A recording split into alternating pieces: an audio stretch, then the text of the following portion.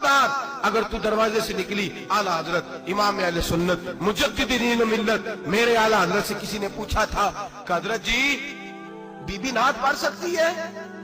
फतावा रज़विया की 14वीं जिल्द, बीबी मिलाद पढ़ सकती है? मिलाद। आला हजरत ने फरमाया अगर बीबी मिलाद पढ़ गई हो, नात पढ़ गई हो और उसकी आवाज गैर महरम के कानों तक जा रही हो, फरमाया उसे सवाब नहीं होगा, उसे हराम काम करने का गुनाह दिया जाएगा।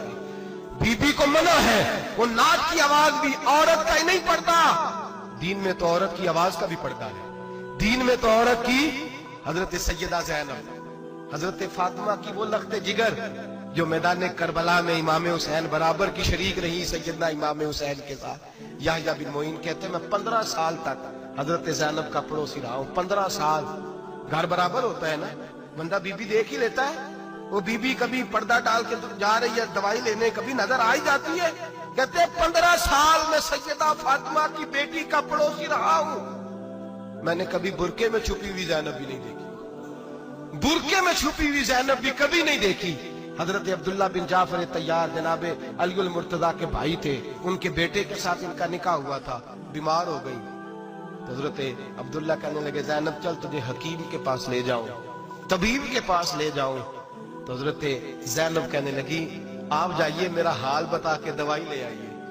तो हजरत अब्दुल्ला जाफर तैयार कहने लगे शरीयत में गुंजाइश है डॉक्टर के पास जाने, हकीम के पास जाने की गुंजाइश है, तू चलती क्यों नहीं? तो हजरत ज़ैनब कहने लगी शरीयत में गुंजाइश तो है, पर अब्दुल्ला मेरी मजबूरी ये है कि मैं फातिमा की बेटी हूं। शरीयत में गुंजाइश तो है पर मेरी मजबूरी ये है कि मैं हुसैन की बहन हूं। शरीयत में गुंजाइश है पर मैं हसन की बहन हूं।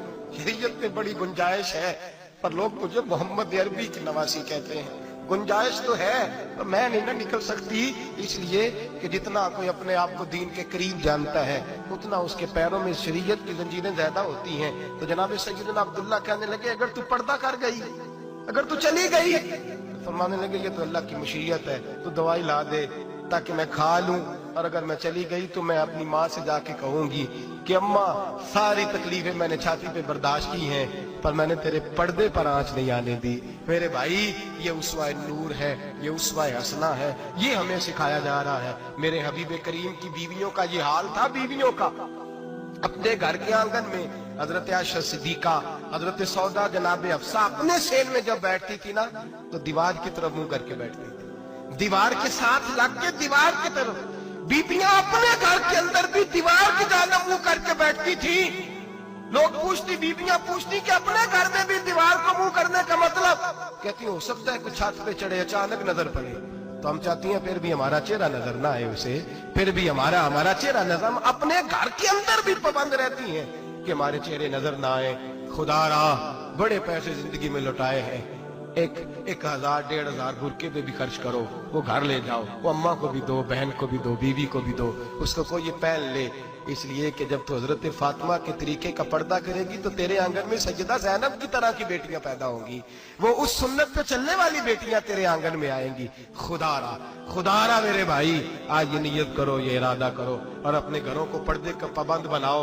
अगर एक बेटी पर्दादार हो गई तो कई खानदान पर्दादार हो जाएंगे, अगर एक बेटी पर्दादार हो गई तो कई घराने संवरेंगे, कई जगह पे नूर फैलेगा। ऐ अर्श के मालिक, ऐ मेरे महबूब के खुदा, तुझे वास्ता है मेरे महबूब की बीवियों का और तुझे सदका हुजूर की शहजादियों का। ऐ अल्लाह इतना करम बरसा, इतनी रहमत बरसा कि मेरे वतन की बेटियां और मेरे वतन की माएं बहनें बच्चियां ये समझ जाएं कि हमारी निजात सिर्फ हजरत फातिमा के बुरके में है, हजरत आयशा के पर्दे में है, सैयदा खदीजतुल कुबरा के हिजाब में है। अल्लाह करे ये समझ जाए और ये जब भी सजदा करें तुझसे हयाई मांगे, ये तुझसे जब भी सजदा करें ये तुझसे अपने लिए चादर ततहीर और पर्दा तनवीर मांगे।